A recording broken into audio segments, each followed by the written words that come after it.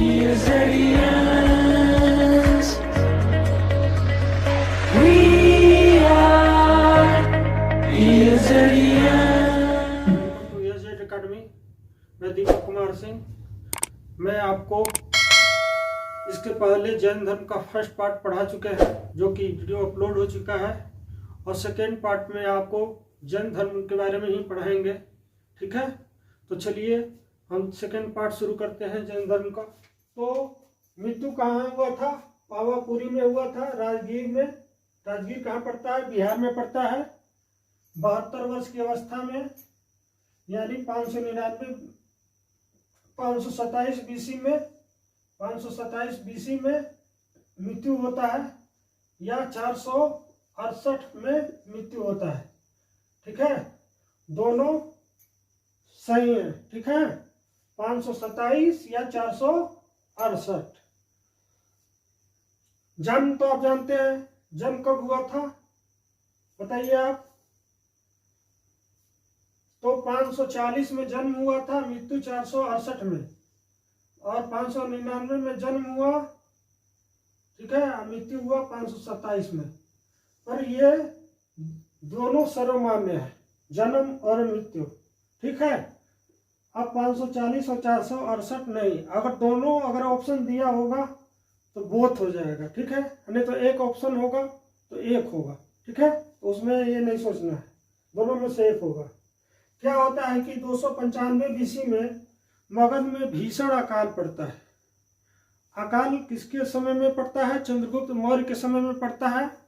और वो एक जैन संत होते हैं भद्रबाहु, जो कि महावीर स्वामी के द्वारा नियुक्त किए गए होते हैं।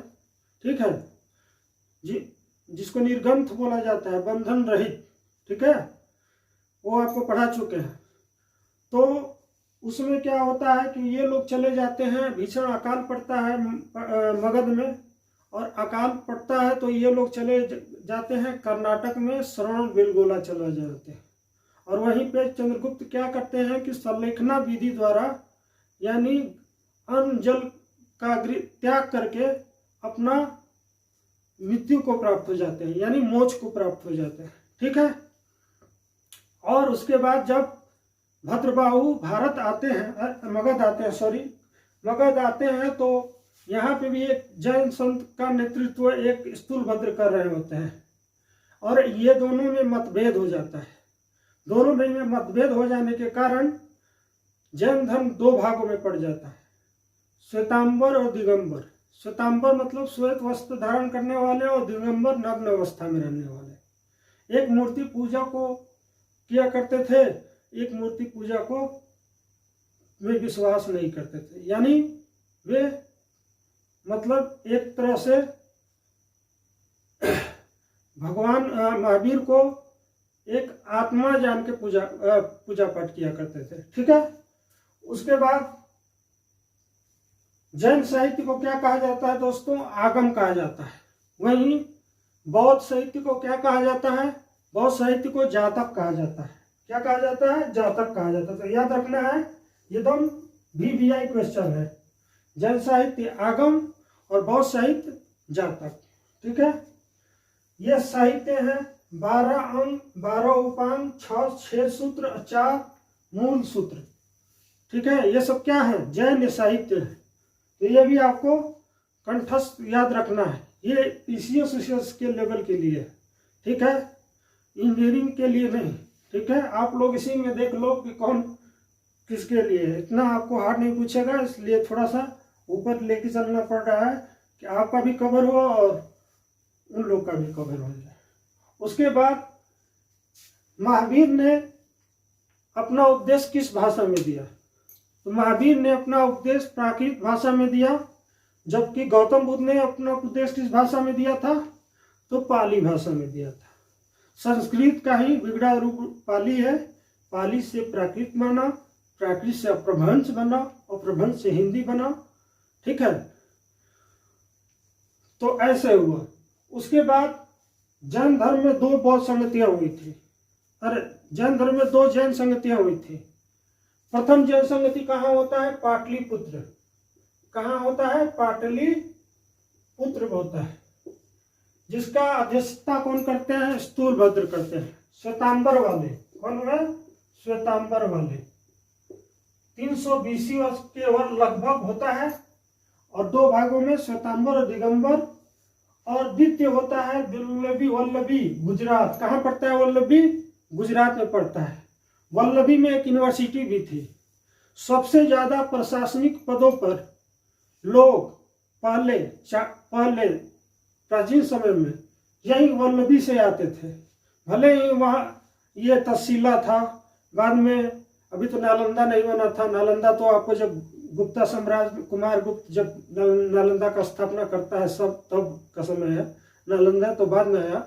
तहसीला था, उज्जैन था, ठीक है, वाराणसी था और वल्लभी था।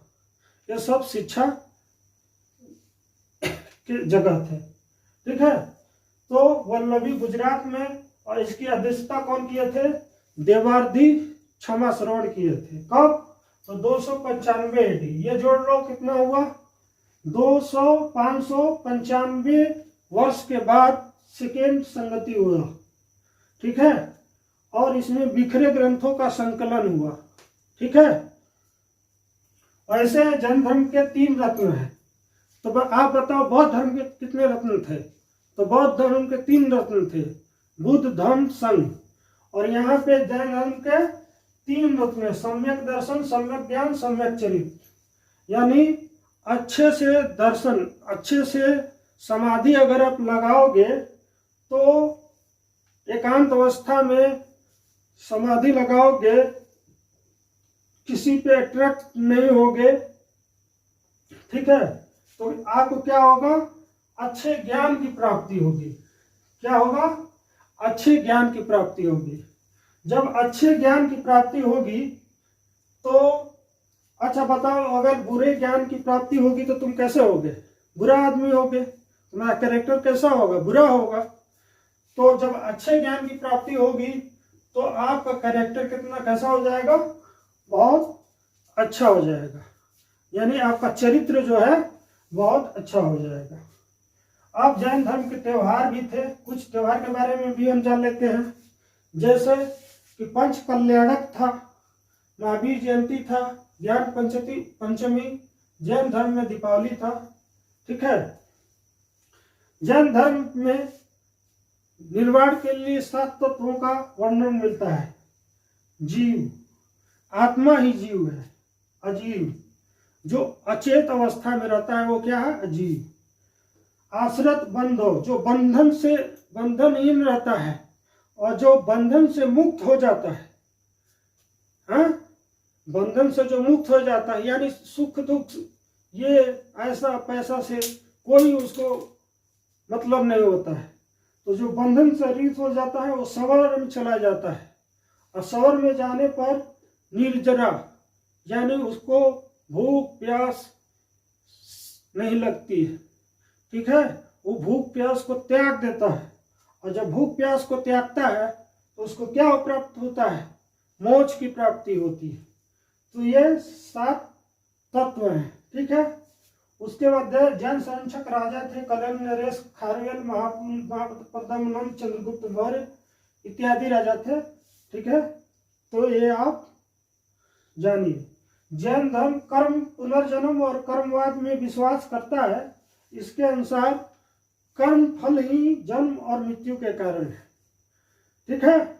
जैन धर्म संसार की वास्तविकता को स्वीकार करता है, पर वो सृष्टि ही, ईश्वर ही सृष्टि को चला रहा है, इसको स्वीकार नहीं करता है।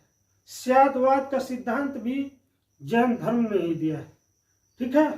तो ये सब जैन धर्म में पढ़ना था। इससे ज़्यादा आपको जैन धर्म में नहीं आएगा। तो आप इस वीडियो को देखें, लाइक करें, कमेंट करें, और जो चीज़ें आपको मुश्किल मतलब लग रही हैं उसको आप पूछिए, आप कमेंट सेक्शन में डालिए और आपको आंसर जरूर मिलेगा, ठीक है दोस्तों। नमस्कार।